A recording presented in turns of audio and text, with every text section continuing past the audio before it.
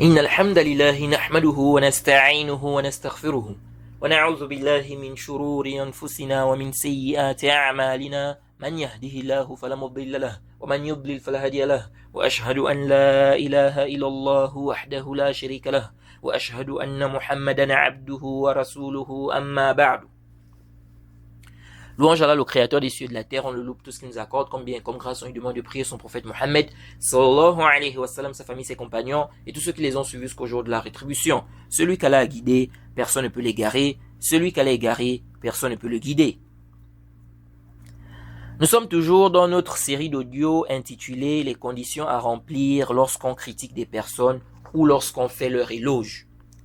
On s'est arrêté sur une mas'ala, celle de savoir si la parole d'un compagnon est un argument dans une question à ijtihad. Alors, je vais vous lire ici une parole du Cheikh al-Islam Ibn Taymiyyah.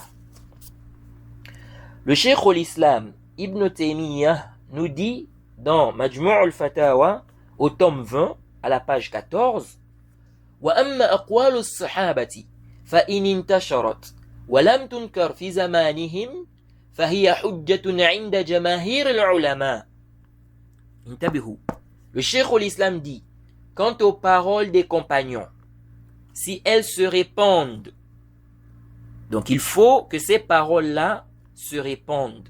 Il dit, quant aux paroles des compagnons, si elles se répandent et qu'elles n'ont pas du tout été reprimandées à leur époque, donc à l'époque des compagnons,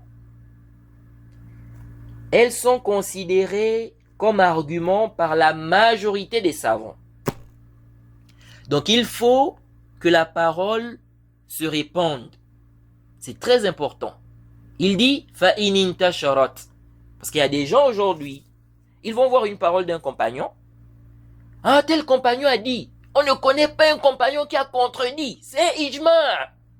Là, ya akhi, il faut que la parole se répandent auprès des compagnons. Tu dis on ne connaît pas un compagnon qui a contredit, mais qui t'a d'abord dit que tous les compagnons étaient au courant de cette parole? C'est ça le problème. Donc, le Cheikh al-Islam dit فَإِنِ انْتَشَرَتْ. Donc, si ces paroles-là se sont répandues et qu'elles n'ont pas du tout été reprimandées à leur époque, donc ça veut dire que la parole doit se répandre auprès des compagnons. C'est pourquoi il dit ici, si elles n'ont pas du tout été reprimandées à leur époque. Et l'imam Shanqiti a également évoqué ce point-là. La parole doit se répandre auprès des compagnons. Ok? Donc, la parole doit se répandre donc auprès des compagnons. Et personne n'a contredit cela. Jade, le cheikh dit, à ce moment-là, cette parole-là du compagnon, ou ces paroles des compagnons-là, sont considérées, ces paroles des compagnons-là sont considérées comme arguments par la majorité des savants. Pas tous les savants. Par la majorité des savants. Jade, et ça c'est sahih. Si la parole du compagnon s'est répandu auprès des autres compagnons, aucun compagnon n'a contredit cela, le zahir, c'est que c'est un argument.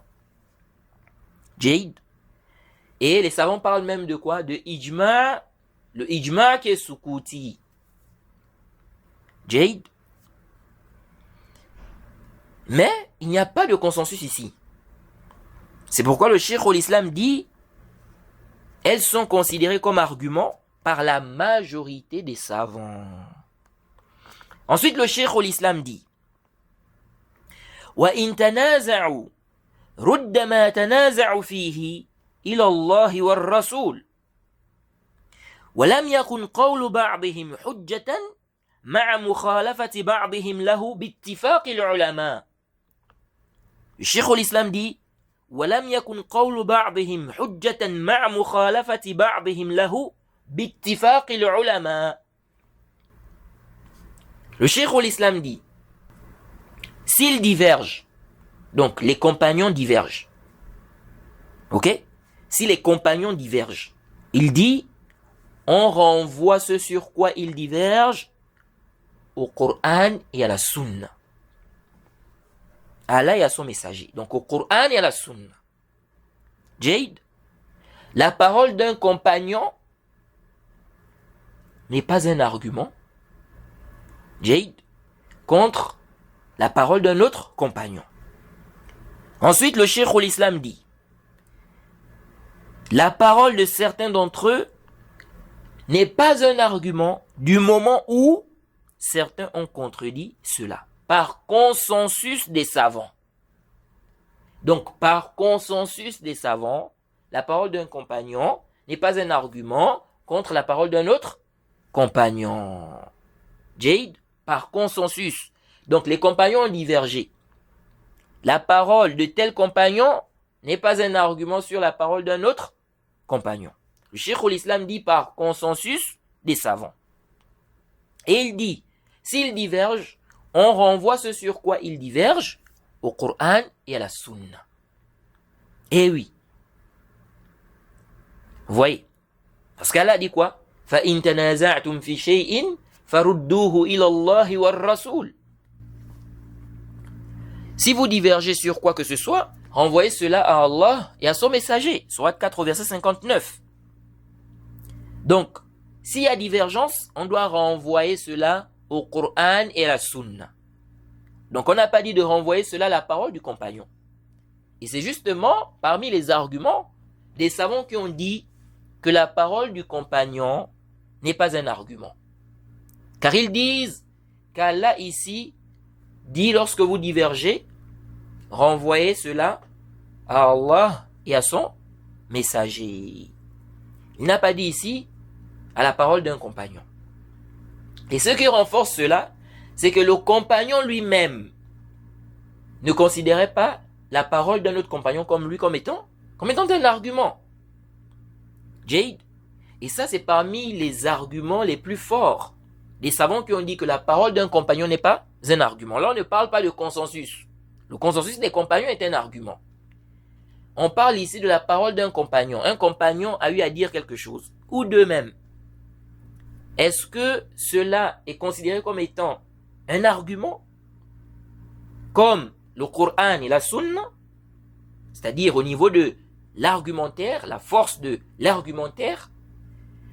Alors, ceux qui ont dit que c'est un argument, ils te disent que la parole du compagnon n'est pas un argument contre la parole d'un autre compagnon, mais c'est un argument contre nous, Jade, ou ceux qui sont venus après les compagnons. Mais le compagnon lui-même ne voyait pas que la parole d'un autre compagnon comme lui est un argument. Donc, ça c'est quel dalil? On dit, ce n'est pas un argument pour les compagnons, mais c'est un argument pour ceux qui viennent après. Bref.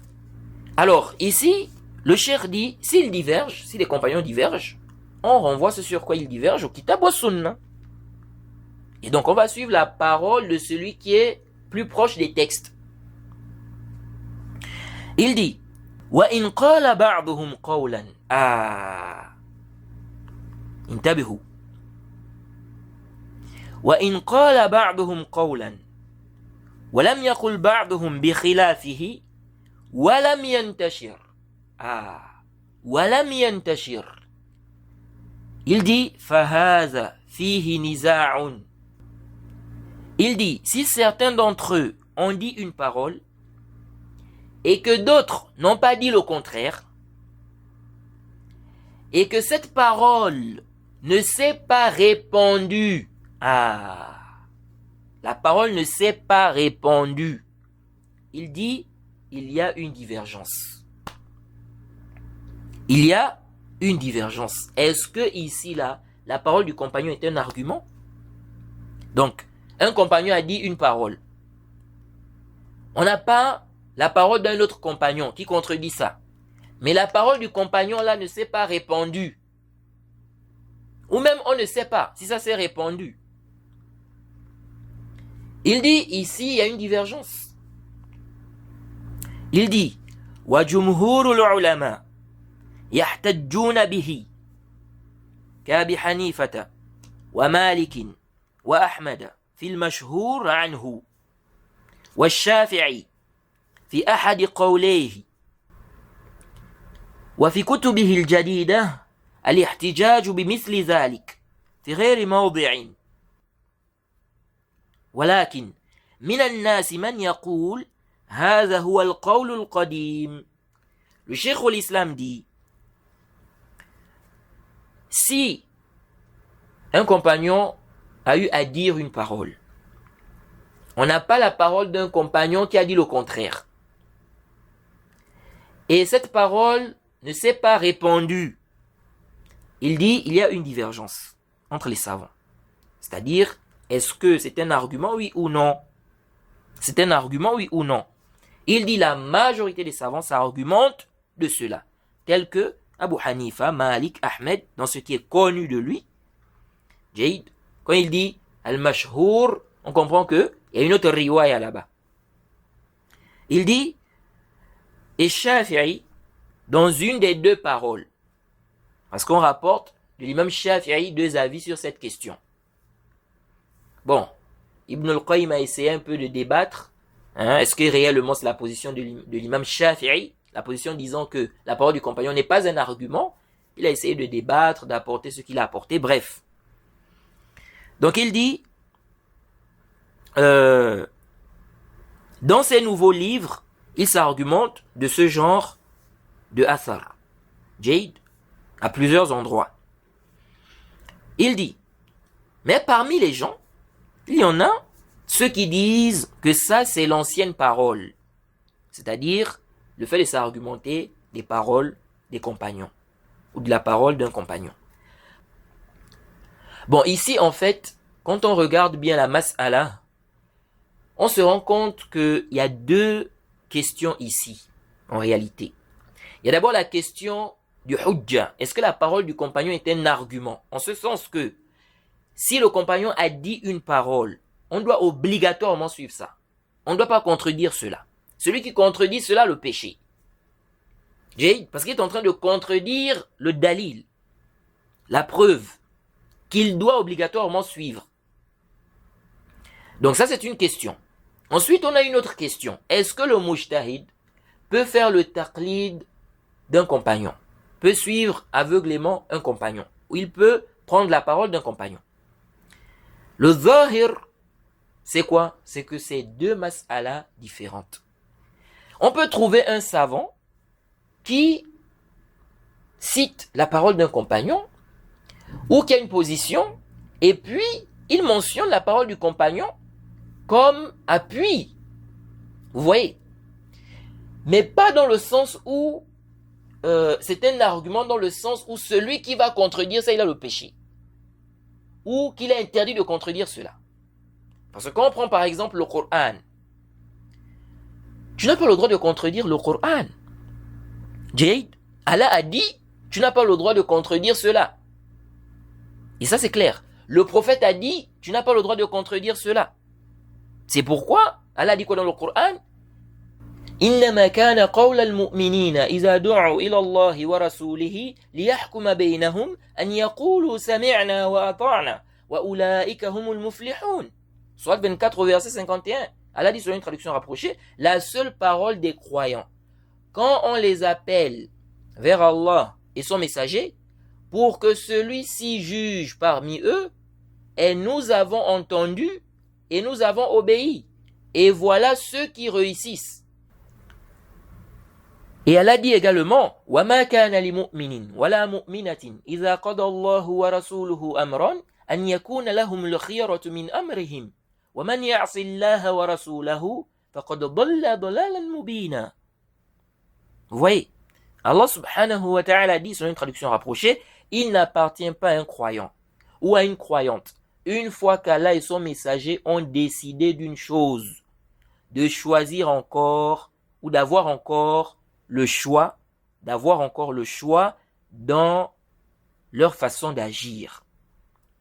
Et quiconque désobéit à Allah et à son messager s'est égaré, certes, d'un égarement évident.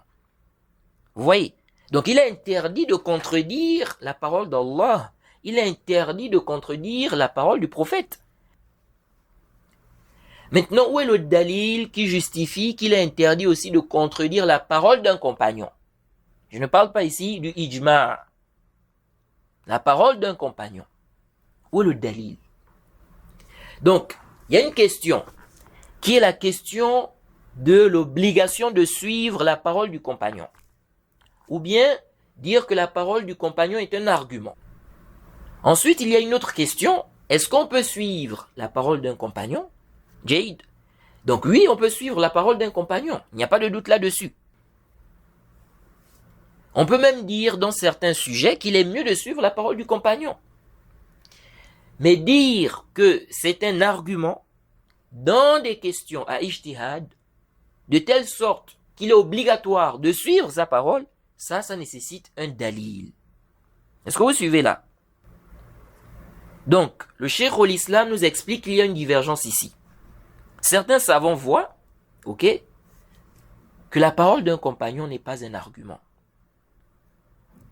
Et ça, c'est la position d'Ibn Hazm, de l'imam Shawkani. On rapporte ça aussi de l'imam Shafi'i, avec un débat aussi là. Jade, c'est la position du Cheikh al-Albani. Le Cheikh al-Albani, vers la fin de sa vie, il a soutenu cette position-là. Que la parole d'un compagnon n'est pas un argument. Jade. Mais il voit qu'on peut quand même se baser sur la parole d'un compagnon et aussi que s'il y a des qara'in, des indices, qui viennent renforcer la position du compagnon, on travaille avec. Le Cheikh Muqbil aussi, il a soutenu cette position-là, que la parole du compagnon n'est pas un argument. D'ailleurs, il cite même comme argument le verset 59 de la sourate 4. Vous voyez, qu'on nous a demandé de revenir au kitab wa sunna. Il dit l'argument c'est dans le Coran et la sunna. Vous voyez. Bon, nous on ajoute le consensus, parce que le Cheikh Muqbil aussi débat sur la question du consensus là. Mais le verset même que le Cheikh a cité, le verset 59 de la sourate 4, ça prouve que le ijma' est un dalil. Et le Cheikh Ibn Uthaymin a évoqué cela dans son livre de Usul al-Fiqh, lorsqu'il a parlé du ijma'. Kaif. Parce que dans le verset on dit, si vous divergez en quoi que ce soit, renvoyez ça à Allah et à son messager. Donc ça veut dire que si on ne diverge pas, il n'y a pas de nécessité de renvoyer au kitab wa sunna. Donc à quel moment on renvoie au kitab wa sunna si on diverge? Donc ça veut dire que si on est unanime, cet avis est juste. Cet avis est juste. Jade. Mais si on diverge, on renvoie au kitab wa sunna. Jade. Bref, ce n'est pas le débat ici. Alors, c'est-à-dire la question du consensus. Le Cheikh al-Islam dit, la majorité des savants s'argumentent de ce genre de athar. Jade. Donc la majorité des savants voient que la parole du compagnon est un argument. Jade. Mais as-sahih, c'est l'avis des savants qui ont dit que la parole du compagnon n'est pas un argument. La parole du compagnon n'est pas un argument dans les questions à ijtihad. Jade. Parce qu'on n'a pas un dalil qui justifie que c'est un argument. De plus, les compagnons eux-mêmes ne voyaient pas que la parole, n'est-ce pas, du compagnon est un argument. Jade. Quant à ceux qui disent que les compagnons sont les meilleurs de cette communauté, le prophète a fait leur éloge, Allah les a agréés, nous disons oui. Ceci est clair. Et dans les fondements de la sunna, on a démontré les preuves de tout cela. Mais cela ne signifie pas que l'un d'entre eux, sa parole, dans une question à ijtihad, devient une preuve de la législation. Le fait que quelqu'un soit meilleur ne signifie pas qu'il ne peut pas se tromper. Sinon, les tabi'oun sont meilleurs que nous. de manière générale. Ils ont la langue arabe, ils ont vécu avec les compagnons du prophète. Jaïd. Et le prophète Mohammed sallallahu alayhi wa sallam a fait leur éloge.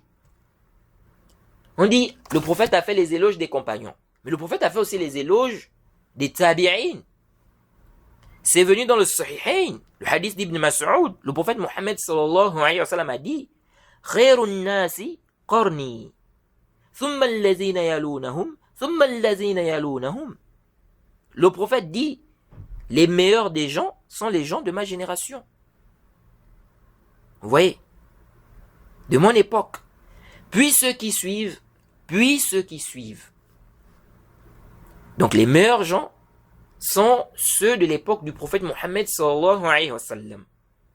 Il dit puis ceux qui suivent, puis ceux qui suivent.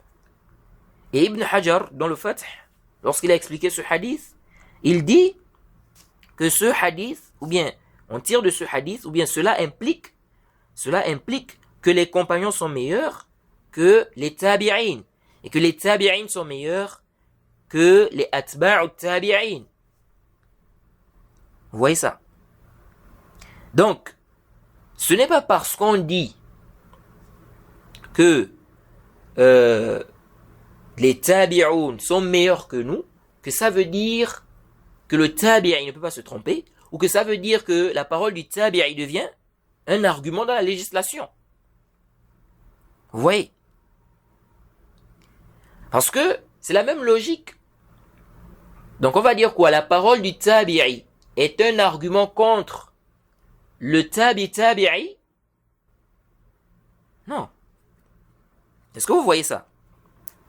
Donc, le fait qu'on dise que les tabi'un sont meilleurs que ceux qui sont venus après, ça ne veut pas dire que chaque tabi'i, sa parole devient maintenant un argument, ou bien que la parole du tabi'i devient un argument, ou bien qu'un tabi'i ne peut pas se tromper. Non. Ça, c'est un point qui est très, très important à comprendre. C'est vrai que celui qui est pieux, est plus à même d'être assisté par Allah pour qu'il trouve ce qui est juste, pour qu'il choisisse la vie qui est juste. Allah a dit, Ya ayyuhallazina amanu, in tattaqullaha yaj'al lakum furqana. Surat 8 au verset 29. Allah a dit, selon une traduction rapprochée, ô vous qui avez cru, si vous craignez Allah, il vous accordera la faculté de discerner entre le bien et le mal. Donc tu crains Allah, Allah va t'accorder la faculté de discerner. Donc la crainte consiste à faire ce qu'Allah t'a ordonné et à délaisser ce qu'il t'a interdit. Allah dit encore, Ya ayyuhallazina amanu, ittaqullaha wa aminu bi rasulihi, yu'tikum kiflayni min rahmatihi. Soit 57 au verset 28. Allah dit, ô vous qui avez cru, craignez Allah et croyez en son messager, pour qu'il vous accorde deux parts de sa miséricorde et qu'il vous assigne une lumière à l'aide de laquelle vous marcherez. Et qu'il vous assigne une lumière à l'aide de laquelle vous marcherez. Donc une lumière, la science, la guidée. On a dit quoi? Craignez Allah et croyez en son messager. Donc la crainte, est une cause. C'est une cause pour qu'Allah te facilite la compréhension, pour qu'il te donne le discernement. Donc, celui qui est plus pieux est plus à même d'être assisté par Allah afin qu'il suive ce qui est juste, la vie qui est juste, que celui qui est moins pieux. Que celui qui est moins pieux que lui. Ça, c'est quelque chose qui est clair. Et on avait vu la parole de l'imam Ahmed qui est rapportée de façon authentique dans les chroniques de Bagdad, donc Tariq, Bagdad de Al-Khatib al-Baghdadi, et aussi dans le Kitab al-Wara' d'Abu Bakr, Ahmed ibn Muhammad, on a posé la question à l'imam Ahmed, vers la fin de sa vie. Qui devons-nous interroger après toi? L'imam Ahmed a dit d'interroger Abdul Wahhab. Et il a dit, c'est un homme pieux. Et quelqu'un comme lui, Allah l'assiste, afin qu'il suive la vérité, afin qu'il suive ce qui est juste, afin qu'il choisisse ce qui est juste. Vous voyez? Donc c'est clair. Mais intabihu. Cela ne veut pas dire que celui qui est pieux ne peut pas se tromper ou donner un jugement qui n'est pas juste. Allah a dit وَدَاوُودَ وَسُلَيْمَانَ إِذْ يَحْكُمَانِ فِي الْحَرْثِ إِذْ نَفَشَتْ فِيهِ غَنَمُ الْقَوْمِ وَكُنَّا لِحُكْمِهِمْ شَاهِدِينَ فَفَهَّمْنَاهَا سُلَيْمَانَ وَكُلًّا آتَيْنَا حُكْمًا وَعِلْمًا. Sourate 21, versets 78 à 79. Allah a dit, et Daoud et Suleiman, quand ils jugèrent au sujet d'un champ cultivé ou des moutons appartenant à une peuplade, étaient allés paître la nuit.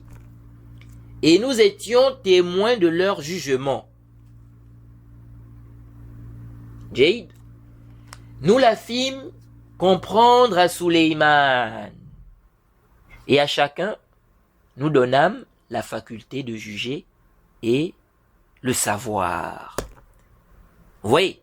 Donc le zahir du verset, c'est qu'Allah a fait comprendre cela à Suleiman.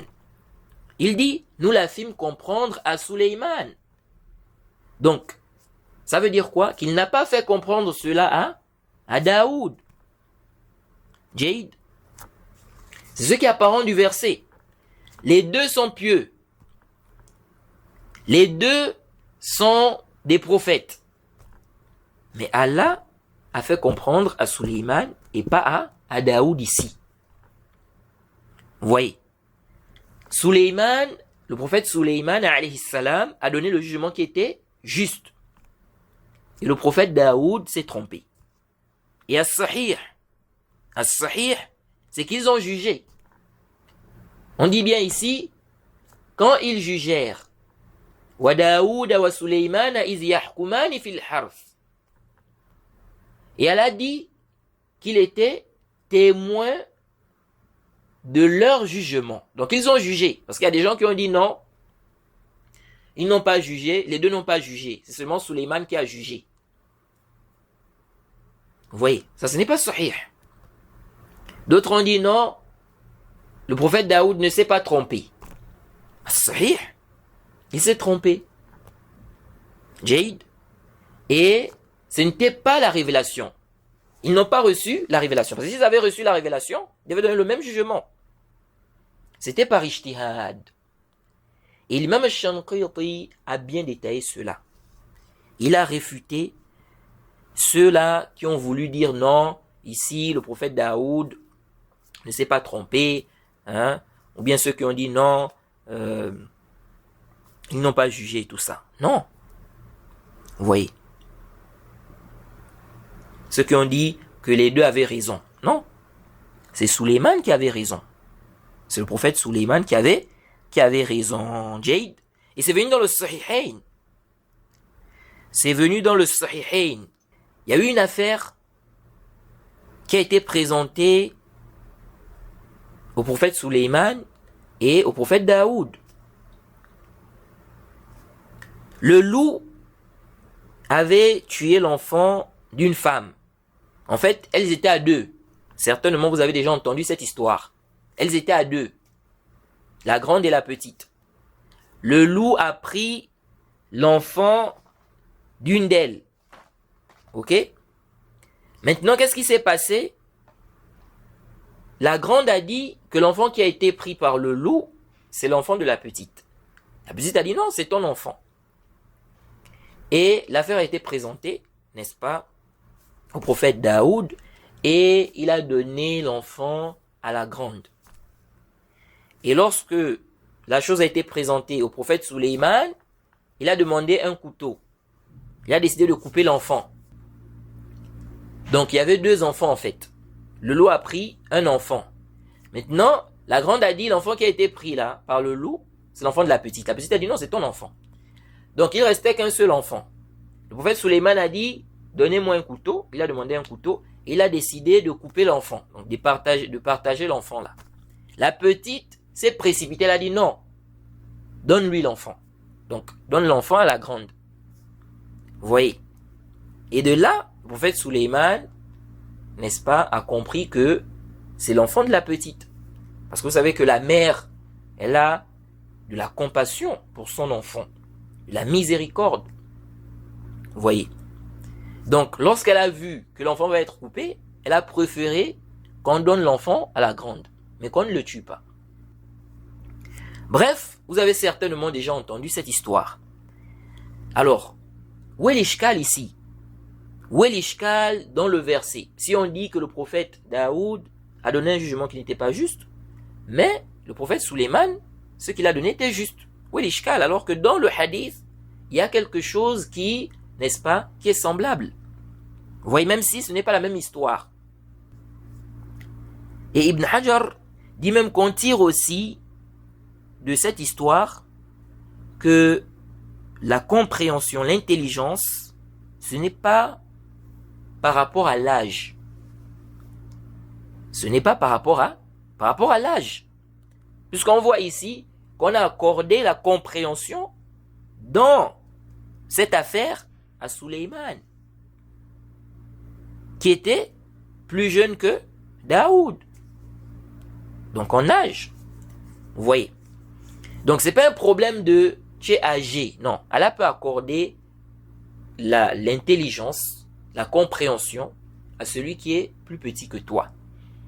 Allah peut accorder aussi la compréhension sur un sujet précis à celui qui est plus petit que toi. Jade, ça c'est aussi important à comprendre. Bref, alors, qu'est-ce que je voulais faire ressortir dans cette histoire? C'est pour dire que les deux étaient pieux. Suleiman, donc le prophète Suleiman et le prophète Daoud. Mais sur ce sujet-là, sur cette affaire précise, Allah a fait comprendre cela à Suleiman et non à Daoud.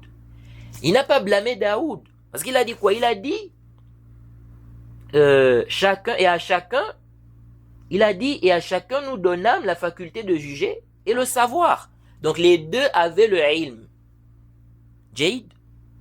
Mais sur ce point précis, Allah a fait comprendre à Suleiman et pas à Daoud.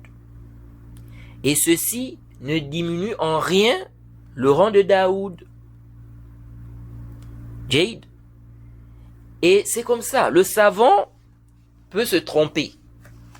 Et celui qui a moins de science que lui voit ce qui est juste.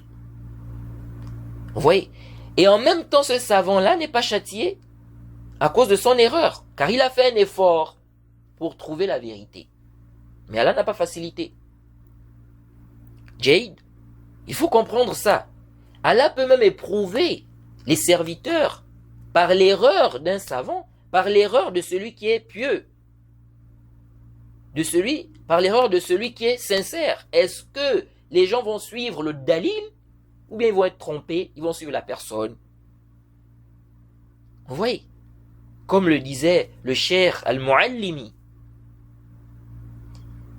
Et celui qui s'est trompé là, s'il a fait des efforts pour trouver le haqq, il ne va pas être châtié. Il n'a pas vu le haqq. Il a fait des efforts, il est tombé sur ça. Jade. Mais il s'est trompé. Et cela peut être une épreuve pour les autres. Donc, intabihu, le fait d'être pieux ne signifie pas qu'on ne peut pas se tromper. Sinon, quelle est la différence entre toi et les prophètes en ce qui concerne la religion, en ce qui concerne les sentences de la législation? Quelle est la différence? Donc il faut bien que le savant se trompe, Jade, le compagnon se trompe, le tabi'i se trompe, le tabi'i se trompe, le tabi'i se trompe, ainsi de suite. Donc c'est comme ça. Et on a vu Abu Salama, qui est un tabi'i, et qui a contredit Ibn Abbas. On a vu l'histoire. Il n'a pas regardé le fait qu'il soit compagnon pour délaisser ce qu'il avait comme dalil. On connaît tous les mérites des compagnons. Mais là, lorsqu'il y avait le dalil, Abu Salama, qui est un tabi'i, il n'a pas suivi Ibn Abbas en disant que bon, c'est un compagnon, je dois le suivre dans ça. Non, parce qu'il a le dalil ici. Il voit qu'il a le dalil, donc il suit le dalil. Il n'a pas été trompé par les mérites. Il a suivi le dalil. Et Abu Huraira a dit qu'il est d'accord avec lui, donc avec Abu Salama, sur la position qu'il a adoptée. On a vu ça. Certains ont dit, mais il se peut qu'il ait pris cela de Salama. Mais il aurait pu citer cela directement lorsqu'il a débattu avec Ibn Abbas. Il n'a pas cité cela. De même, Abu Huraira, il a plutôt cité un verset. Donc Abu Salama. Vous voyez. De même, Abu Huraira, s'il avait la preuve du prophète, à ce moment-là, il devait mentionner cela une bonne fois. Pour clore la divergence. N'oubliez pas que les tabi'oun ont vécu au temps des compagnons. Vous voyez. Et on a vu aussi le tabi'i, Ibrahim al-Nakha'i, qui a eu un avis contraire à celui de certains compagnons. Quelqu'un peut dire qu'il n'avait pas peut-être connaissance de l'avis de ces compagnons-là. Mais qu'est-ce qu'il dit aussi que s'il a eu connaissance de cela, ou bien s'il avait connaissance de cela, il ne devait pas contredire par rapport au dalil. Et j'avais déjà cité cet exemple dans un cours, je crois. Dans le Sahih al-Bukhari, le hadith numéro 1046, le hadith de Aïcha. Az-Zuhri a dit à Urwa, Inna akhaka yawma khasafat bil Medina lam yazid ala rak'atayn misla as-subh. Qala ajal لأنه أخطأ السنة. Ça c'est dans le Sahih al-Bukhari. Az-Zuhri dit à Urwa, certes, ton frère, donc Abdullah ibn Zubayr, ça c'est Urwa ibn Zubayr. Az-Zuhri, qui est un tabi'i, il dit à un autre tabi'i, qui est Urwa, certes, ton frère, donc Abdullah ibn Zubayr, qui est un compagnon, il dit ton frère, lorsqu'il y a eu l'éclipse, n'a pas prié plus de 2 rak'at, identiques comme subh. Donc il a prié 2 rak'at, identiques comme la prière de subh. Jade, il n'a pas ajouté. Pourquoi? Parce qu'en fait, Urwa a mentionné le récit de Aïcha, où on nous parle de la description de la prière de l'éclipse. Et dans la prière de l'éclipse, on fait 4 ruku'u. Pour ceux qui ne le savent pas. On fait 4 ruku'u. 2 ruku'u à la première raka et 2 autres à la deuxième raka. Donc la personne lit, après avoir lu, elle va en ruku'u, elle dure là-bas, ensuite elle revient, elle lit encore, ensuite elle va en ruku'u, elle dure encore, ensuite elle revient, elle va maintenant en sujoud. Et la deuxième raka, elle fait la même chose.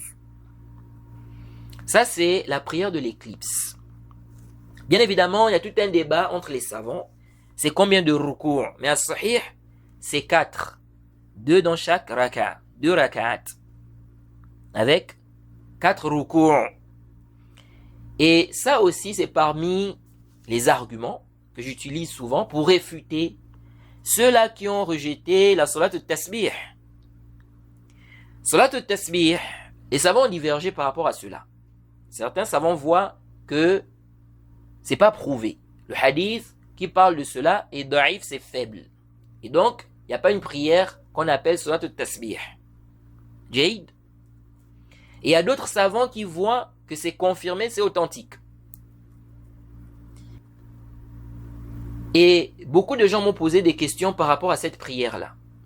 Parce que quand j'avais détaillé cette question, ou quand j'ai parlé de cette question dans le chapitre des prières surérogatoires, je n'ai pas tranché en fait. Mais celui qui écoute bien, il peut voir que je penche vers l'avis des savants qui ont authentifié le hadith. Je suis d'avis que c'est authentique. Le hadith est authentique. Et ce hadith a été authentifié par plusieurs savants. Al-Ajurri, le Cheikh Al-Albani. Et j'ai vu aussi que la parole de l'imam Muslim, certains savants mentionnent que l'imam Muslim aussi a authentifié ça, mais j'ai vu que la parole de l'imam Muslim n'est pas claire. Au niveau de quoi? C'est-à-dire que pour affirmer qu'il a authentifié, sauf s'il a une autre parole. Mais ce que j'ai vu de l'imam Muslim, c'est pas clair en fait. De même, l'imam Abu Daoud. Je ne sais pas si j'avais mentionné que l'imam Muslim a authentifié cela, et l'imam Abu Daoud, dans les cours, mais je crois que j'avais mentionné cela, je ne me rappelle plus très bien. Mais en tout cas, quand j'ai essayé de regarder encore bien les propos de l'imam Muslim, de ce que j'ai vu, c'est pas clair en fait. L'imam Abu Daoud aussi. Sauf si ils ont d'autres paroles. Ok? Que je n'ai pas vues. Bref. Les savants ont divergé. Certains savants ont authentifié le récit, d'autres ont rendu ça faible. Jaid. Alors il y a certains qui ont dit la salat al-tasbih est une prière étrange. Ce n'est pas comme les autres prières, les 5 prières quotidiennes. Et moi je viens souvent avec cet argument-là. Je dis non, ça ce n'est pas en fait un dalil pour rejeter ce qui est prouvé de façon authentique. Pourquoi? Regardez la prière de l'éclipse. La prière de l'éclipse, celui qui n'a jamais entendu parler même de cette prière-là, parmi les musulmans, il va dire que cette prière est étrange. Pourquoi? Parce qu'il n'a jamais vu une prière où on fait à l'intérieur 4 rukus. 2 rukus dans chaque raka. Vous connaissez une prière en dehors de la prière de l'éclipse qui s'effectue comme ça? Donc quelqu'un peut dire non, c'est étrange, donc il va rejeter. Mais non. La prière de Janaïz. La prière de Janaïz. Vous connaissez une prière qui s'effectue comme la prière de Janaïz? Donc en dehors de cette prière-là. Donc quelqu'un peut dire c'est étrange. Une prière, il n'y a pas de ruku', il n'y a pas de sujoud dans ça. On est seulement debout. Donc ça, c'est pas un argument en réalité. De dire que la salat al-tasbih, on trouve que sa façon, donc la façon de faire cette prière-là, diffère des 5 prières. Il n'y a pas un ishkal. Si c'est prouvé, authentique, khalas, intaha. Et ces prières-là sont uniques. C'est-à-dire, en dehors de ces prières-là, on ne connaît pas une autre prière qui s'effectue de cette façon. Vous voyez? En dehors de la prière de Janaïz, vous connaissez une autre prière qui s'effectue de la même façon? En dehors de la prière de l'éclipse, vous connaissez une prière qui s'effectue de la même façon? Donc c'est comme ça. Salat al-tasbih, si on voit qu'elle est différente des 5 prières, mais classons ça dans la catégorie de ces prières-là. La prière de l'éclipse, la prière de Janaïz. Ces prières-là sont différentes des 5 prières, mais ça ne nous empêche pas de les accomplir lorsque la cause se présente. Donc c'est comme ça. Il n'y a pas d'ishkal. Si c'est confirmé, le sanad, quand on regroupe les versions du hadith, on voit que le hadith a une base, on voit que le hadith est prouvé, on ne peut plus venir ici rejeter le hadith en disant que non, la façon d'accomplir la salat al-tasbih est différente, n'est-ce pas, de la façon dont on accomplit les 5 prières. Donc souvent je ramène cet argument-là pour réfuter ceux qui viennent avec cet argument-là. Voilà. Bref, mais souvent certains ramènent ça pour renforcer en fait leur position, pour renforcer. C'est-à-dire, ils vont te dire le hadith est faible, et pour renforcer cela, ils vont citer cela. Encore que celui-là, bon, vous voyez. Mais tu vois bien que, selon les qawaïd des gens du hadith, le hadith est authentique. Après, tu viens avec comment on appelle, cette raison ou cet argument-là. Non. Bref. Donc, revenons sur le athar de Urwa. Donc, Az-Zuhri dit à Urwa que son frère a accompli la prière de l'éclipse comme on accomplit la prière de Fajr. Et qu'est-ce qu'il a dit? Il a dit Ajal. Il dit effectivement, ok? Donc, son frère est un compagnon, hein? Abdullah ibn Zubayr. Il a dit Ajal, il a dit car il s'est trompé vis-à-vis de la sunna. Il a ignoré ce qui est juste. Il a ignoré la sunna. Donc il ne le savait pas. Donc ici on voit que Urwa voit que son frère, qui est un compagnon, s'est trompé. Car il a le dalil. Il y a des gens qui ont dit non, ce qui est mieux c'est de prendre l'acte de son frère parce que c'est un compagnon et lui c'est un tabi'i. Non, il a mentionné le dalil. Ce qu'on suit c'est le dalil. Naam, son frère est meilleur, c'est un compagnon. Mais ça ne veut pas dire qu'il a raison. Qui a raison ici? C'est le petit frère. C'est Urwa qui a raison. Il a le dalil avec lui. Le prophète a prié la prière de l'éclipse comme mentionné, avec 4 ruku'u. Ala sahih. Jade. Donc, son frère s'est trompé. C'était un compagnon. Donc, il n'a pas vu ici que comme c'est un compagnon, je dois délaisser le dalil. Non. Donc, le fait d'être compagnon, ok, ne veut pas dire qu'il a toujours raison. C'est-à-dire que le compagnon a toujours raison dans tous les sujets. Non. Ça ne veut pas dire aussi qu'on doit délaisser le dalil pour suivre la parole du compagnon si on voit que sa parole contredit le dalil. Ça, c'est très important. Jade. Maintenant, le fait que Urwa ait raison ici et que son frère, qui est compagnon du prophète, a tort sur ce point-là, il s'est trompé. Est-ce que ça veut dire que Urwa devient meilleur que son frère Abdullah ibn Zubayr? Non. Pas du tout. D'ailleurs, Ibn Hazm dit quoi? Ibn Hazm dit dans le Ihkam, dans Al-Ihkam, fi Usul al-Ahkam, au tome 6 à la page 122, il dit وَلَيْسَ طَرِيقُ الْفَضْلِ مِنْ طَرِيقِ الْاتِّبَاعِ وَلَيْسَ طَرِيقُ الْفَضْلِ مِنْ طَرِيقِ الْاتِّبَاعِ فِي شَيْءٍ فَقَدْ يُخْطِئُ الْفَاضِلِ فَيَحْرُمِ اتِّبَاعُهُ عَلَى الْخَطَأِ وَلَا يُنْقِصُ ذَلِكَ مِنْ فَضْلِهِ شَيْئًا. Ibn Hazm dit est la voie de la vertu. Le fait d'avoir des mérites n'est en rien la voie du suivi. C'est-à-dire que ça ne veut pas dire qu'on doit forcément te suivre. Il dit, celui qui a des mérites, celui qui est vertueux ou meilleur, peut se tromper. Et il devient alors interdit de suivre son erreur. Mais cela ne diminue rien de ses mérites. Fin de citation. Ça ne diminue rien de ses mérites. Jade. Ibn Hazm mentionne même l'histoire de Salman avec Abu Darda. L'histoire est dans le Sahih al-Bukhari. Vous avez peut-être déjà entendu parler de cette histoire. Salman est allé chez Abu Darda.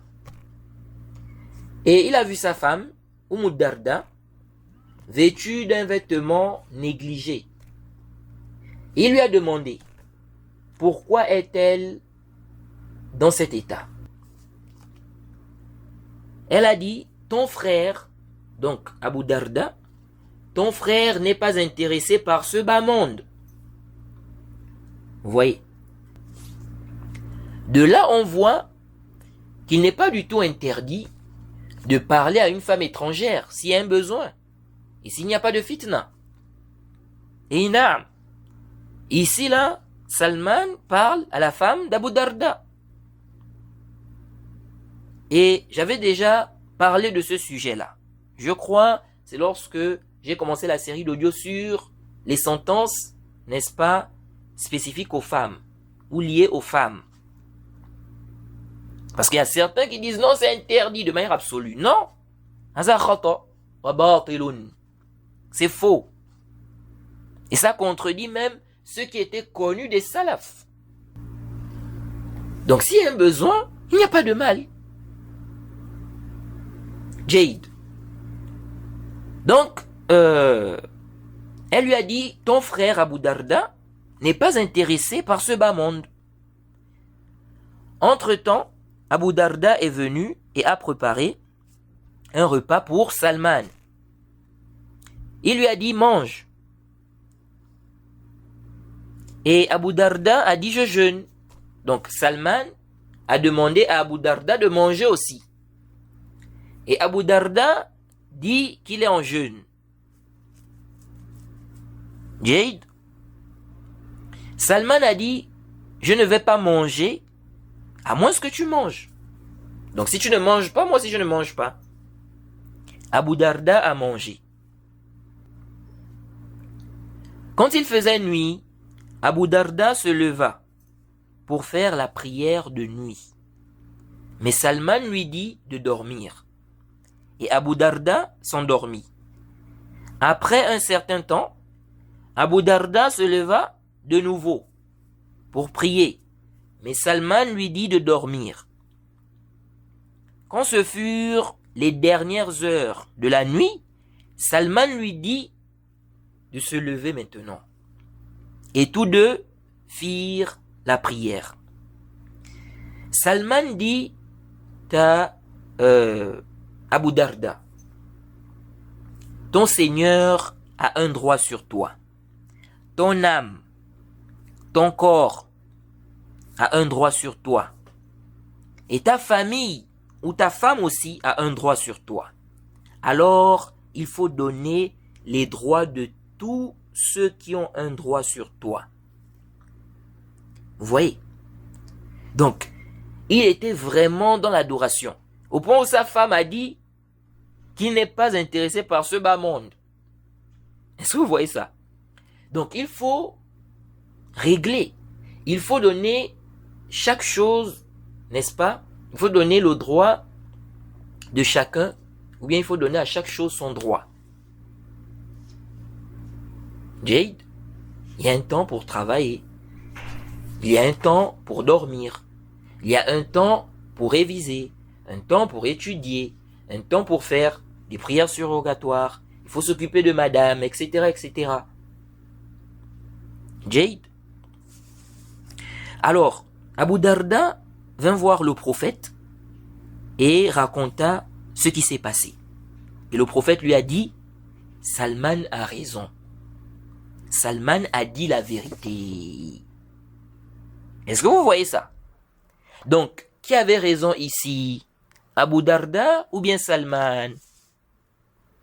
C'est Salman qui avait raison, sans aucun doute. Le prophète a dit qu'il a dit la vérité. Il avait raison. Jade. Mais entre les deux, qui est meilleur? C'est Abu Darda. Parce que Abu Darda est Badri.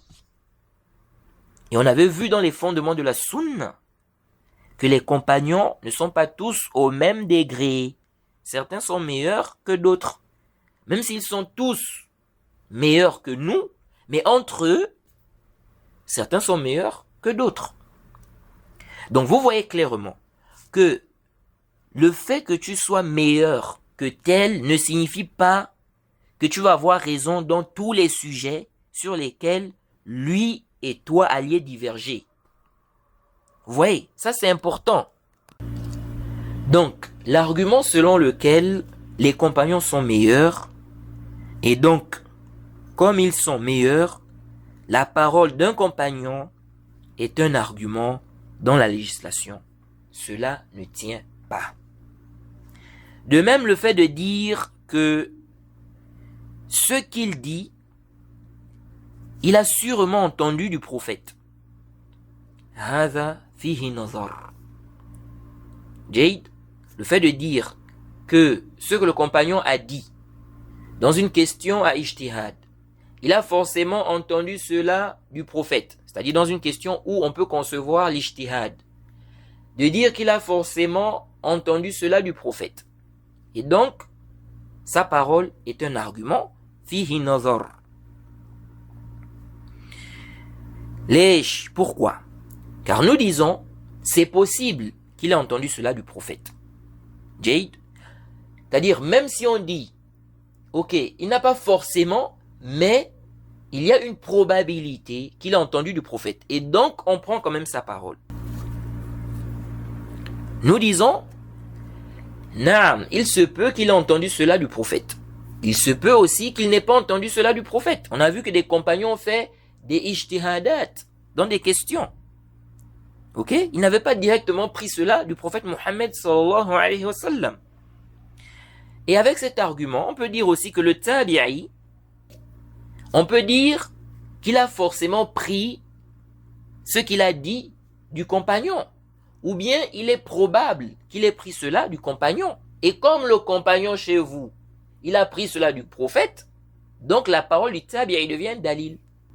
Parce que le tabi'i a rencontré les compagnons.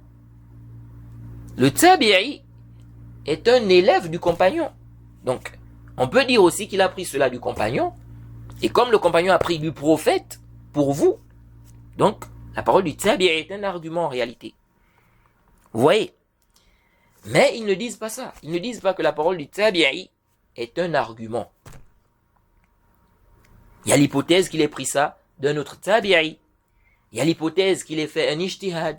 Nous disons c'est la même chose. Le compagnon c'est la même chose. Il y a l'hypothèse qu'il ait fait l'ijtihad. Il y a l'hypothèse qu'il ait pris d'un autre compagnon. Il y a l'hypothèse que cet autre compagnon-là ait fait l'ijtihad. Jade. Donc il y a ces hypothèses-là. Et on sait bien que dans le bab des riwayat, chez les gens du hadith, la précaution domine. Regardez la mas'ala du compagnon. Le compagnon qui dit une chose qui à la base n'est pas une chose qu'on doit dire par ijtihad ou qu'on dit par ijtihad. Ok? Par exemple, il parle d'une chose qui s'est produite au paradis, par exemple. Mais les gens de science te disent quoi? Que si le compagnon là est connu pour prendre des gens du livre, ils te disent que s'il rapporte une chose qui a un rapport avec une histoire qui s'est produite au paradis, on ne prend pas.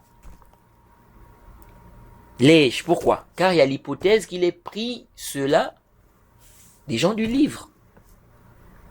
Jade. Donc, ils te disent que lorsqu'on dit que la parole du compagnon, on prend cela dans les questions où on ne peut pas concevoir que la personne fasse l'ijtihad dans cela, ok? Ou bien des questions où on ne fait pas l'ijtihad, ils te disent que, attention, il ne faut pas que ce compagnon-là soit connu pour prendre des gens du livre. S'il est connu pour prendre des gens du livre, alors là, on va s'abstenir. Est-ce que vous voyez ça? Pourquoi? Parce qu'il y a l'hypothèse qu'il ait pris cela des gens du livre, mais il y a aussi l'hypothèse qu'il ait pris cela du prophète.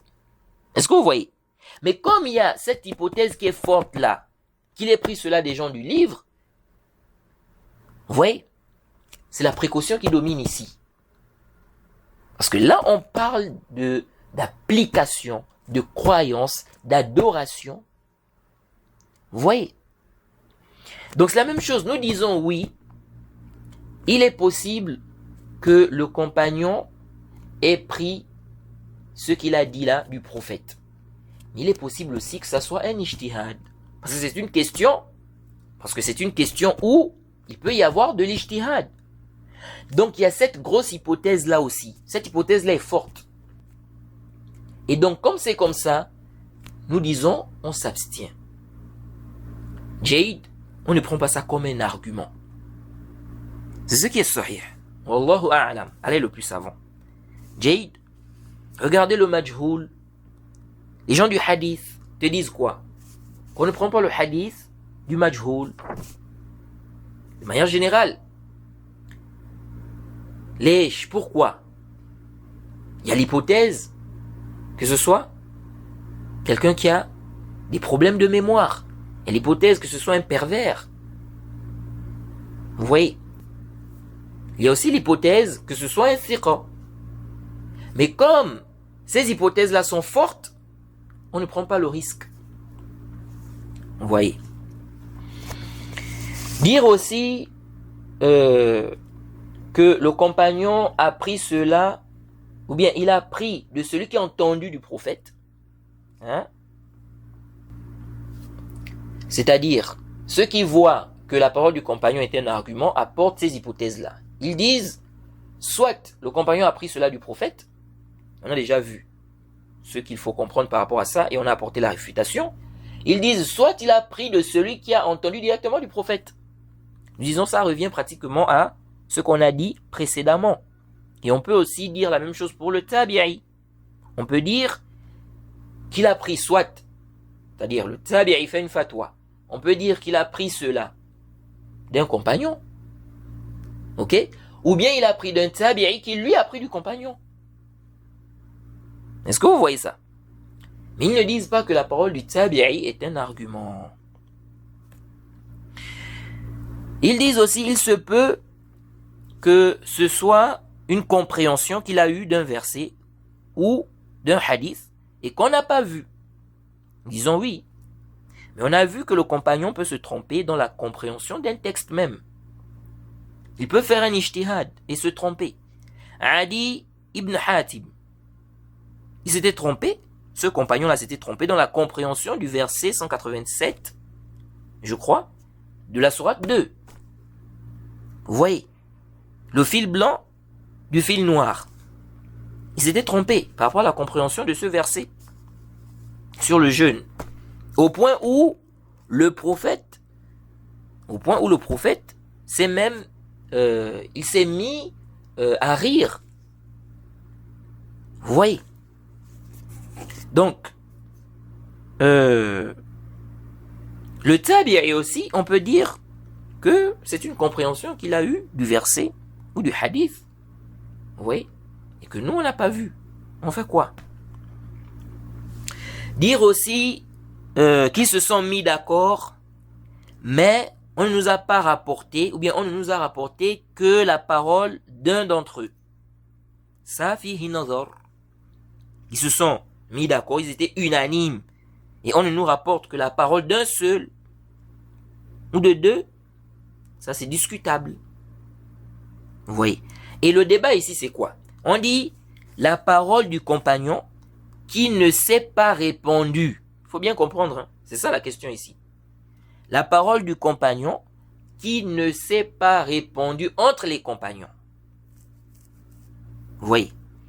Alors si on admet cela, que la parole du compagnon là ne s'est pas répandue chez les autres compagnons, qu'est-ce qui empêche, ou bien n'est-il pas possible aussi, qu'un autre compagnon ait contredit, ou bien qu'un autre compagnon ait dit le contraire de ce que ce compagnon-là lui a dit, mais ça ne s'est pas répandu au point où ça ne nous est même pas parvenu. Est-ce que vous suivez ça? On dit la parole du compagnon ne s'est pas répandue auprès des autres compagnons. Jade. Donc de la même manière qu'il y a cette possibilité-là, qu'un compagnon dise une parole et que cette parole ne se répand pas auprès des autres compagnons, il y a aussi la possibilité qu'un compagnon ait contredit sa parole, mais cette parole ne nous est pas parvenue. Cette hypothèse est présente. Mais lorsque les savants parlent des positions de certains compagnons, vous voyez certains savants qui disent peut-être que le compagnon est revenu sur sa position. Peut-être que ce compagnon est revenu sur sa position.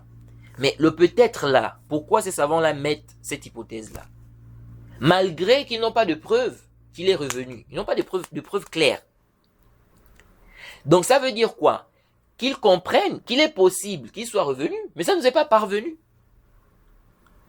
On a parlé de la question, la mas'ala qu'il y a eu, le débat qu'il y a eu. La fatwa d'Ibn Abbas concernant la femme qui perd son mari et qui est enceinte. Ce qu'on nous a rapporté clairement, où il est mentionné clairement qu'Ibn Abbas est revenu, c'est daïf. Certains gens de science disent, peut-être il est revenu. Ou ce qui est apparent, c'est qu'il est revenu. Mais ce qui est apparent, ou bien peut-être là, où est le dalil? Il n'y a pas en fait la parole. Est-ce que vous voyez ça? Donc c'est où? Ça ne nous est pas parvenu. Mais, ils font des déductions. Que comme ces élèves ont fait tel fatwa, donc, on peut dire qu'il est sûrement revenu. Jade. Donc nous disons, cela est possible ici. Il est possible aussi qu'un compagnon ait contredit, mais sa parole ne nous est pas parvenue. Est-ce que vous suivez ça? Est-ce que Allah a décidé de préserver les paroles de tous les savants de la Ummah? Et je m'étonne de certains qui ont dit sur Internet, la parole du compagnon est un argument et les compagnons sont unanimes sur cela. Vraiment, quand j'ai vu ça, j'étais étonné. J'étais vraiment étonné. J'ai dit, mais qu'est-ce qui se passe? Mais cela sort d'où? Si Ibn Omar, par exemple, fait une fatwa, ijtihadi, Anas ibn Malik est obligé de suivre ça? Qui dit ça parmi les savants? Personne. Ils te disent tous que la parole du compagnon n'est pas un argument contre la parole d'un autre compagnon. C'est clair. Et on a vu la parole du Cheikh l'Islam, Ibn Taymiyyah, où il dit que si les compagnons divergent, la parole d'un d'entre eux n'est pas un argument contre la parole de l'autre. Bittifaqil ulama. Ajib. Vraiment, les gens, aujourd'hui, il y a des gens qui créent des consensus. Tu t'étonnes. Tu dis, mais vous avez eu ça où? C'est-à-dire que c'est selon vos passions ou bien quoi? Vous créez des consensus comme ça.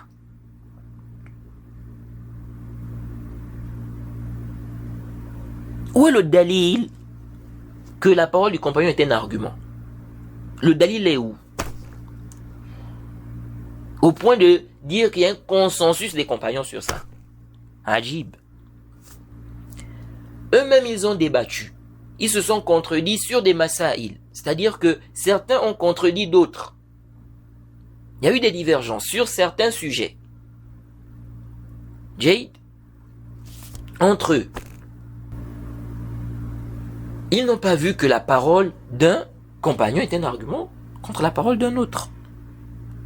Vous voyez.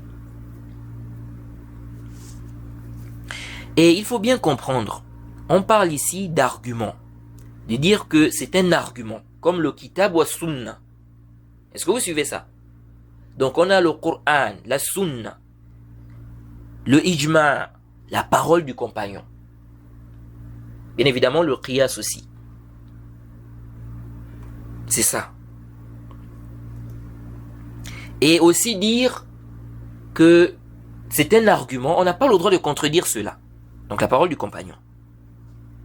Où est la preuve de cela? Dans le kitab ou sunna. C'est où? Ma fiche.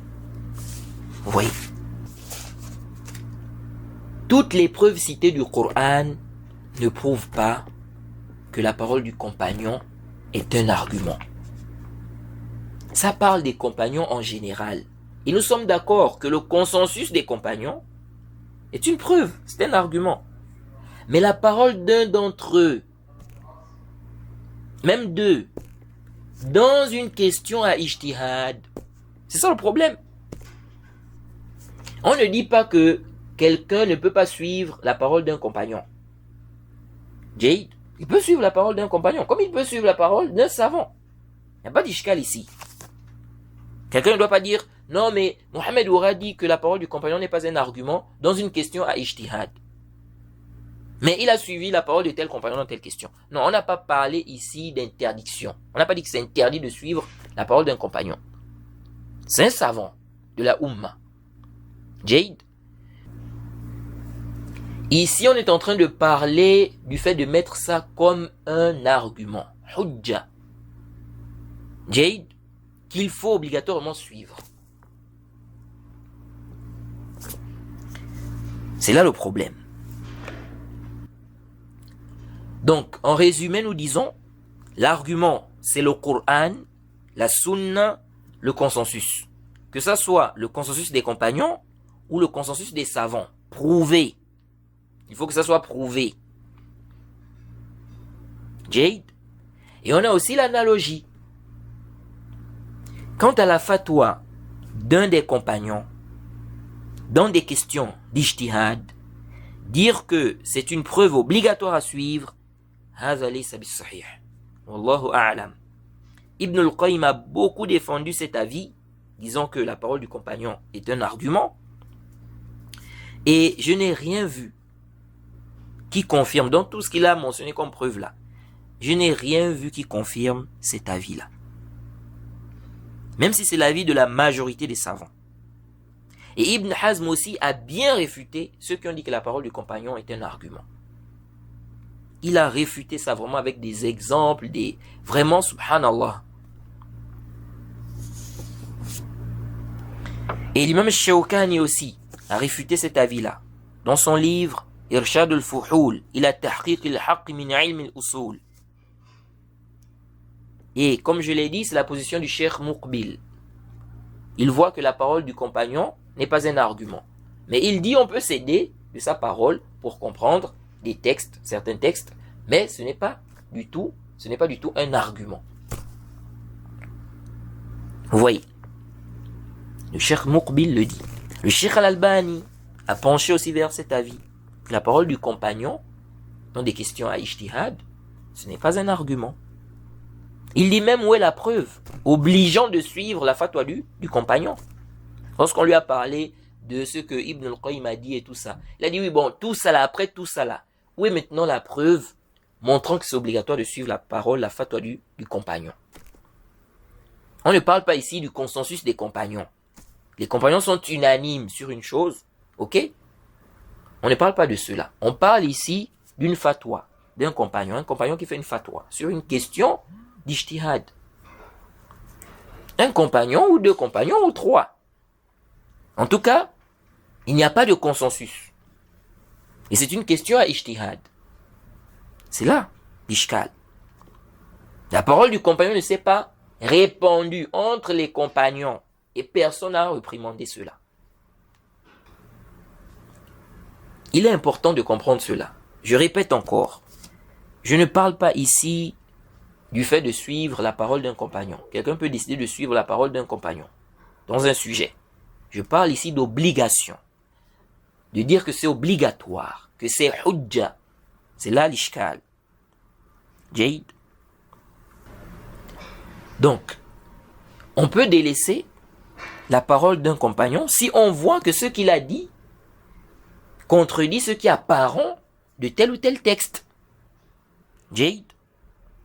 Et il se peut aussi qu'on suive le compagnon dans une question. Si on voit des qara'in, vraiment des choses qui montrent que vraiment la vérité de ce côté, ok, ou la vérité de son côté, on peut le suivre. Donc le compagnon peut faire un ijtihad et se tromper. Et on a vu des exemples. Et Ibn Hazm est même allé plus loin. Ibn Hazm est allé même plus loin. Ce qu'on dit que le compagnon ne peut pas dire par ijtihad là, comme le fait qu'il parle d'une menace ou d'un châtiment. Ibn Hazm voit même que ça là, ce n'est pas du tout un argument. C'est-à-dire même ça, ce n'est pas un argument en fait. Est-ce que vous suivez ça?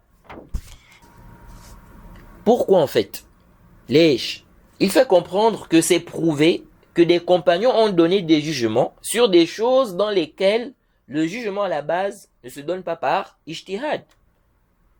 Ceci par rapport à ce qu'ils ont compris d'une situation ou d'un texte, mais qui en réalité ne prouvait pas cela ou bien ce n'était pas cela. Et il donne des exemples. Il a donné dans le Sahih, ce qui est venu dans le Sahih al-Bukhari, numéro 1968, d'après Salama ibn al-Aqwa'.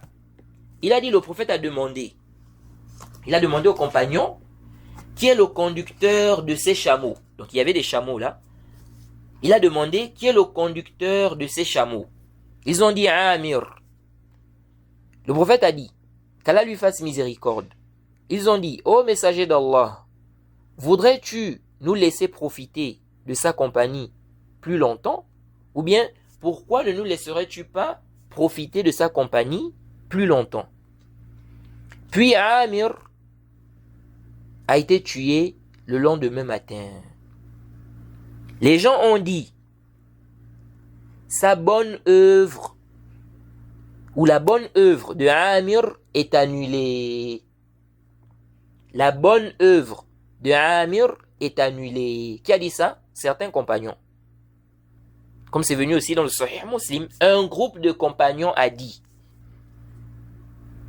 la bonne œuvre de Amir a été annulée. C'est batil, ça a été annulé. Donc son djihad, lèche, car il s'est suicidé. Ils ont dit, car il s'est suicidé. Il dit, je suis revenu vers eux pendant qu'ils parlaient de cela. Donc il disait que la bonne œuvre de Amir est annulée car il s'est suicidé. Il dit, puis je suis allé voir le prophète. Puis je suis allé voir le prophète d'Allah et je lui ai dit, les gens prétendent que l'œuvre de Amir est annulée. Il a dit, celui qui a dit cela a menti. Donc il s'est trompé. Certes, il aura même une double récompense. Il a combattu pour la cause d'Allah, Jade, et il fait des efforts aussi dans l'obéissance à Allah. Alors, intabihu. Ici, ils ont jugé de l'annulation de l'œuvre de Amir. Or, ce n'était pas juste. C'était une erreur. Et pour mieux comprendre cette histoire, il y a une version dans le Sahih al-Bukhari, numéro 4196, 4196. Dans cette version, on nous explique en fait que Amir a voulu, pendant le combat, viser la jambe d'un juif. Mais son épée était courte. Et qu'est-ce qui s'est passé? C'est que la lame tranchante de l'épée est revenue vers lui-même. Et il s'est blessé. Et suite à ça, il est mort. Vous voyez? Maintenant, des gens ont cru, certains compagnons ont cru qu'il s'est suicidé. Ils ont dit, son œuvre est annulée, car il s'est suicidé. Maintenant, on est venu dire ça au prophète. Le prophète dit non. Le prophète dit, celui qui a dit ça a menti. Donc il s'est trompé. Son œuvre n'est pas du tout annulée. Il aura même une double récompense. Est-ce que vous voyez ça? Donc Ibn Hazm cite ça comme argument. Qu'ils ont donné un jugement ici dans une chose, n'est-ce pas, en rapport avec l'annulation des œuvres même. Donc celui qui fait ceci par exemple, ses œuvres s'annulent, ou bien son œuvre s'annule. Vous voyez? Donc ils ont cru que son œuvre s'est annulée. Car il s'est suicidé. Selon eux. Mais le prophète a montré que ce n'était pas juste. Est-ce que vous voyez ça? Omar a dit au prophète par rapport à Hatib, laisse-moi couper la tête de cet hypocrite. Le prophète a montré qu'il n'est pas du tout hypocrite. Donc Omar ici a cru que l'acte qu'il a posé, donc que Hatib a posé, prouve qu'il est hypocrite. Or ce n'était pas le cas. Certains compagnons ont fait le takfir d'autres compagnons par erreur. Comme on peut très bien le comprendre dans les propos du Cheikh al-Islam Ibn Taymiyyah, lorsqu'il explique le hadith disant que celui qui dit à son frère « Oh kafir », cela revient sur lui, sur lui-même.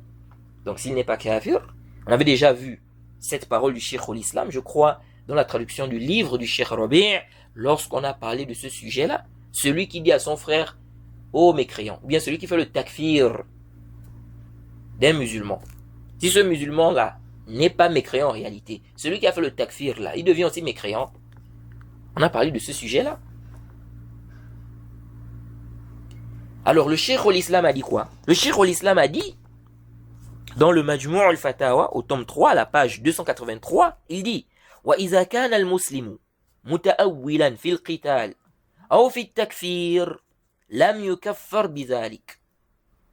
Il dit, si le musulman a fait une mauvaise interprétation, qui l'a poussé, ou bien qui le pousse à combattre, ou à faire le takfir de quelqu'un, il dit, on ne fait pas son takfir à cause de cela. Jade. Il dit, كما قال عمر, comme Omar a dit, Omar ibn al-Khattab, comme il a dit à Hatib, ô messager d'Allah, laisse-moi couper la tête de cet hypocrite. Pourquoi le Cheikh al-Islam mentionne ce récit-là, là où il dit ici, si le musulman fait une mauvaise interprétation, qui le pousse à combattre ou à faire le takfir, lam yukaffar bizalik. Il n'est pas rendu mécréant pour cela. Ensuite, il a cité la parole de Usayd, lorsqu'il a dit à Sa'd ibn Ubada, tu es un hypocrite. Est-ce que vous voyez ça? Mais il s'était trompé. Omar aussi s'était trompé. Donc, Omar a fait le takfir de Hatib. Mais, par erreur, il s'est trompé en fait. Il a fait une mauvaise interprétation. Ce qui est apparent, c'est qu'il a fait le takfir. Jade, il a fait le takfir. C'est pour cela qu'Ibn Hazm dit quoi? Ibn Hazm dit dans Al-Fisl, ou bien Al-Fasl, selon la divergence, tome 3, page 143, il dit وَقَدْ قَالَ عُمَرْ رضي الله عنه بحضرة النبي صلى الله عليه وسلم عن حاطب دعني أضرب عنق هذا المنافق. Il dit, Omar a dit en présence du prophète au sujet de Hatib, laisse-moi couper la tête de cet hypocrite. Hatib est un compagnon. Omar aussi est un compagnon. Qu'Allah les agrée. Omar a dit au prophète, parlant de Hatib, laisse-moi couper la tête de cet hypocrite. Jade, qu'est-ce que Ibn Hazm dit? Il dit, فَمَا كَانَ عُمَرُ. Écoutez bien. فَمَا كَانَ عُمَرُ بِتَكْفِيرِهِ حَاطِبًا كَافِرًا. Ibn Hazm dit, فَمَا كَانَ عُمَرُ بِتَكْفِيرِهِ حَاطِبًا كَافِرًا بَلْ كَانَ مُخْطِئًا مُتَأَوِّلًا.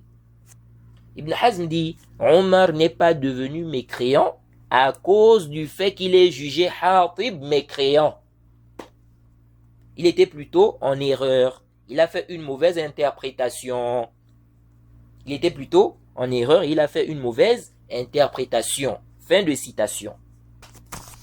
Vous voyez ça? Donc, Omar a fait le takfir de Hatib par erreur. Comme dit Ibn Hazm ici. Et l'imam al-Zahabi dit quoi? L'imam al-Zahabi dit dans son livre Ar-Ruwat al-Thiqat, à la page 23, il dit فَبَعْضُ الصَّحَابَةِ كَفَّرَ بَعْضَهُمْ بِتَأْوِيلٍ مَا وَاللَّهُ يَرْضَى عَنِ الْكُلِّ وَيَغْفِرْ لَهُمْ فَمَا هُمْ بِمَعْصُومِينَ.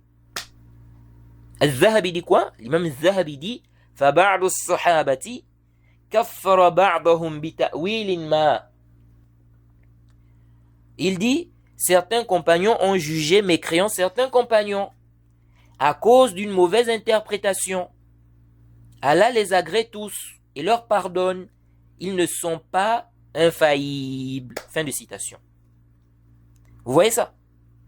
Donc, selon ces preuves-là et ces propos-là, le compagnon peut même se tromper dans la question du takfir. Vous voyez? Et les savants de hadith traitent une question ici. Les savants de hadith traitent une question ici.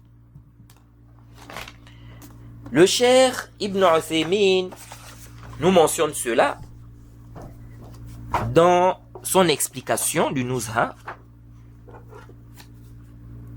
Rapidement, à la page 343, 343, voilà.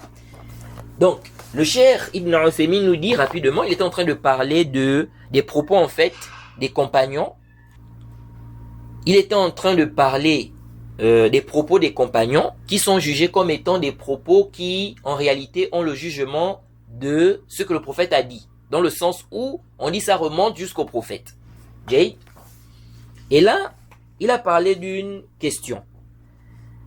Il dit à la page 343, donc l'explication du Nuzha du Cheikh Ibn Uthaymin, il dit ولكن هذا أضعفها إذا قال الصحابي عن هذا إنه طاعة أو معصية فهل هذا مرفوع حكما ينسب إلى الرسول صلى الله عليه وسلم أو لا.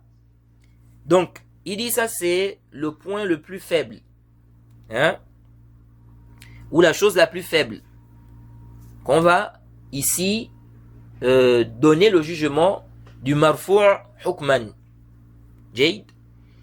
Il dit, lorsque le compagnon dit telle chose est une obéissance ou bien un péché, est-ce que ça prend le jugement de ceux qui remontent jusqu'au prophète?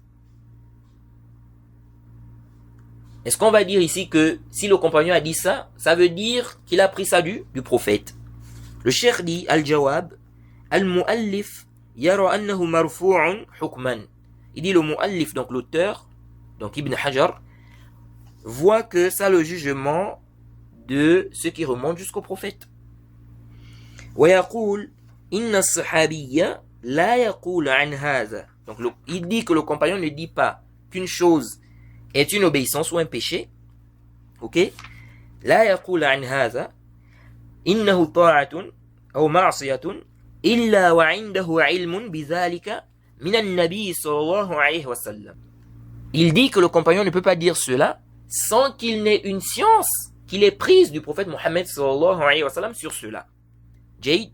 Il dit donc c'est comme le fait de dire il nous a ordonné, il nous a interdit, donc le prophète nous a ordonné, le prophète nous a interdit, on nous a ordonné, on nous a interdit. Ensuite, le cheikh Ibn Uthaymin dit ceci. Intabihu. Il dit وخالف بعض أهل العلم في هذا وقال إن حكم الصحابي على شيء بأنه طاعة أو معصية لا يدل على أنه تلقى حكمه من النبي صلى الله عليه وسلم إذ جائز أن يكون استنبطه من آية أو حديث والمستنبط قد يخطئ وقد يصيب بخلاف ما إذا كان مرفوعا إلى الرسول صلى الله عليه وسلم فإنه لا خطأ فيه. Le cheikh dit, certains savants ont contredit cette position-là. Ils ont dit, le fait que le compagnon dise d'une chose que c'est une obéissance ou bien un péché, ça ne prouve pas qu'il a pris cela, ce jugement-là du prophète. Ils disent, c'est possible qu'il ait fait une déduction.